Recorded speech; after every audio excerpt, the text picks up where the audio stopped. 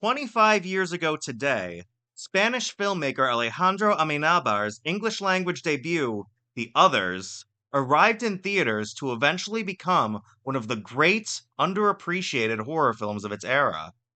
A work of gothic atmosphere and genuine emotional devastation that has never quite received the cultural recognition it deserves. Sitting in the considerable shadow cast by The Sixth Sense 2 years earlier, whose narrative architecture it can't help but to echo. The comparison is not entirely unfair, but it is vastly incomplete. Set in the immediate aftermath of World War II, the film follows Grace Stewart, played by Nicole Kidman in the same year in which she would be nominated for an Academy Award for her role in Moulin Rouge, with a controlled intensity that makes her eventual unraveling feel inevitable in retrospect, as she raises her two children in near total isolation in a fog-bound English manner.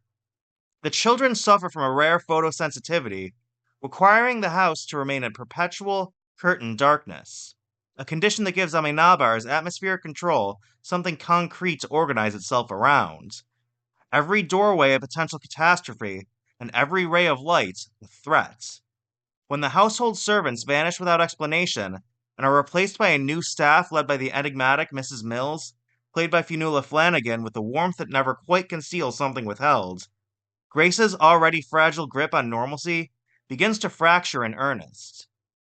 Written and directed by Amenabar, the film's inspiration is unmistakably Henry James's 1898 novella, The Turn of the Screw, and its 1961 film adaptation, The Innocents. The tradition of the Gothic ghost story, in which the reliability of the maternal narrator is precisely the mystery the audience is meant to interrogate. Amenabar honors that tradition, while building something genuinely his own on top of it. The film's structural achievements, the reveal that Grace, Nicholas, Anne, and the household staff are themselves the ghosts, that Grace smothered her own children in a psychotic break, and has spent the film's runtime unable to accept what she did, remains one of the most devastating pieces of narrative architecture in modern horror, precisely because the film does not treat the revelation as a twist for its own sake.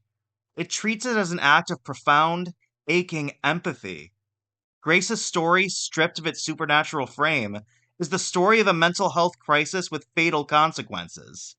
A woman whose religious background, isolation, and untreated psychological unraveling led her to harm the children she loved most. The film's compassion toward Grace, even at her most terrifying, is remarkable. It does not absolve her, it does not condemn her either.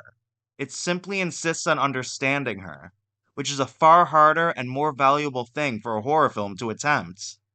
The film arrived in theaters on August 10th, 2001, a month before the September 11th attacks would reshape American cultural consciousness. Watching The Others today, the scene in which Grace discovers a book of Victorian postmortem photography and recoils from it as macabre, carries an unintended resonance.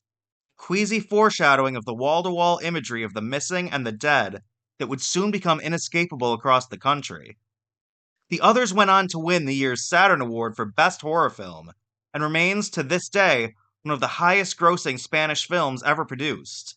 Amenabar, previously known only for a pair of Spanish language films, would go on to direct 2009's Agora, starring Rachel Weisz, and 2015's Regression, starring Ethan Hawke and Emma Watson, before eventually returning to Spanish language filmmaking. But never has he matched what he achieved here with The Others.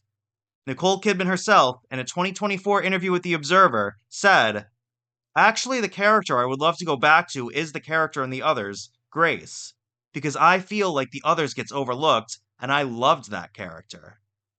A rare moment of a major star publicly advocating for one of her own overlooked performances, and an entirely accurate observation. The Others is overlooked indeed, but 25 years later to the day, still not forgotten. The Others is available for purchase on Blu-ray and on digital, so if you haven't seen it, or haven't revisited it in years, today is the day. And if you have seen it, let me know in the comments. Where does The Others rank among your favorite ghost stories? And of course, don't forget to subscribe to Fandom Frontline for more deep dives into the stories that shape our fandom.